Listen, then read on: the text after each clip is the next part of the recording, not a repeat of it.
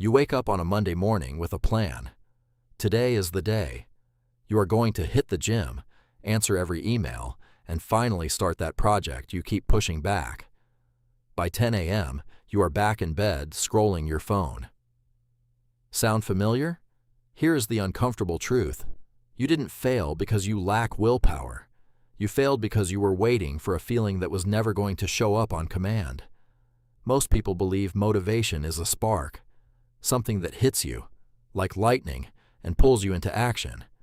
Wait long enough, they think, and it will arrive. But what if that belief is the very thing keeping you stuck? Let's start with what motivation actually is, biologically speaking. Your brain doesn't generate motivation from thin air. It generates it in response to dopamine, a neurochemical tied not to pleasure itself, but to the anticipation of reward. Neuroscientist Andrew Huberman has explained this distinction clearly. Dopamine isn't the reward. It's the chemical that pushes you toward the reward, which means motivation isn't something you wait for. It's something your brain releases after you've already begun. Read that again. After you've already begun. This flips the entire self-help narrative on its head. You don't need motivation to start. You need to start to get motivation. Consider the research of psychologist B.J. Fogg at Stanford University, who spent years studying behavior change. His central finding was simple, but radical. Big goals rarely fail because people don't want them enough. They fail because the first step is too large, and the brain avoids anything that feels effortful before a reward has been proven real. Fogg's tiny habits method works by shrinking the action so small that starting requires almost no motivation at all. One push-up, one sentence, one email opened, not answered. The goal isn't the outcome. The goal is momentum. Because here's the twist almost nobody tells you. Motivation isn't a cause of action. It's a consequence of it. Let's reconstruct a scene you have probably lived through. You don't want to go for a run. You feel tired, flat, uninspired. But you put on your shoes anyway, more out of guilt than desire. You step outside, and halfway through the first block, something shifts. Your pace steadies. Your mind clears. By the time you're done, you're glad you went. Nothing about your circumstances changed in that half a block. Your brain simply caught up to your body. The dopamine came after the movement, not before it. This is where B.F. Skinner's research on behavior becomes so relevant, even decades later. Skinner showed that behavior is shaped far more by reinforcement, the reward that follows an action, than by internal desire preceding it. In other words, you are not driven purely by what you want. You are driven by what gets rewarded once you do it. Motivation, in Skinner's framework, is less a feeling and more a byproduct of a feedback loop. So if motivation follows action instead of preceding it, why does it feel so convincing to wait for it? Because waiting feels safe. Starting feels risky. Your brain, wired by millions of years of survival pressure, treats uncertainty as a threat. Beginning something new, something unproven, activates the same neural circuitry that once kept your ancestors cautious around unfamiliar terrain. Except now, the unfamiliar terrain is a blank document or a cold gym floor. The danger isn't real, but the hesitation is. This is also why willpower alone rarely works long-term.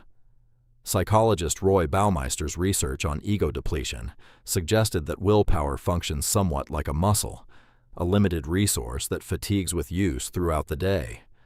Even if that theory has been debated and refined since, the underlying lesson still holds up in daily life. Relying purely on gritted teeth discipline, day after day, is exhausting. It is not sustainable as a system. You need something that requires less force, not more. That something is designing your environment, so the first step barely requires motivation at all. Cal Newport, the computer scientist and author known for his research on deep work, has argued that high performers don't succeed because they feel more inspired than everyone else. They succeed because they've built systems, specific times, specific triggers, specific environments that make starting close to automatic. They remove the moment of decision. The workout clothes are already laid out. The laptop is already open to the right document. The choice to begin was made the night before, when willpower was fresh, not in the moment when resistance is highest. So here is the counterintuitive truth sitting underneath all of this.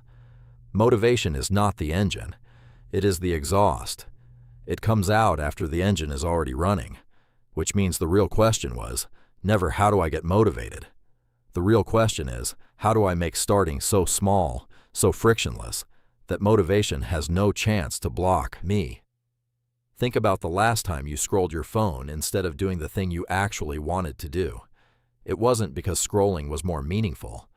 It was because scrolling required zero activation energy, and the task did not. Every swipe delivered a tiny, immediate hit of anticipation, checked against almost no effort. Your brain chose the path of least resistance, exactly as it is built to do. This is not a character flaw. It is basic neurology. So how do you use this instead of fighting it? Shrink the first step until it feels almost embarrassingly easy. Not a full workout. Just putting on your shoes. Not writing the whole report. Just opening the document and writing one sentence. The size of the first action should feel so small that avoiding it seems more effortful than doing it. Remove the decision point. Prepare the environment the night before, the meal, the outfit, the desk, the tab already open, so your future self doesn't have to negotiate with resistance at the worst possible moment, which is usually first thing in the morning or right after a long day, and expect the good feeling to arrive late, not early. Stop waiting to feel ready. Readiness is not a prerequisite, it is a result. This reframes procrastination too. You are not lazy. Your brain is simply protecting you from an action it perceives as effortful and uncertain, until proven otherwise by your own movement. The moment you act, even in the smallest way, you send your brain new information. This wasn't so dangerous. This wasn't so hard. And slowly, the resistance loosens. Addiction researcher Anna Lembke, in her work on the modern dopamine economy, has pointed out that we live in an environment engineered to give us reward before effort, endlessly, through our screens. Everything in modern life is built to shortcut the loop that used to require action first. This is precisely why waiting to feel motivated has become even harder today than it was a generation ago. Your brain has been recalibrated by 1,000 tiny, effortless rewards. Meaningful goals, the ones that matter most, almost always require effort first, reward after. That mismatch is the real trap. So the next time you feel stuck, stop asking where your motivation went. It didn't go anywhere. It was never going to arrive first. Take the smallest possible action. Open the document. Put on the shoes. Send the first message. Let the feeling catch up to you, the way it always does, a few minutes after you've already started moving. You wake up on a Monday morning with a plan. This time, you don't wait to feel ready. You just begin, one small, almost laughably easy step at a time. And somewhere in the middle of that first small step, without noticing exactly when it happened, you find that the motivation was there all along. It just needed you to move first.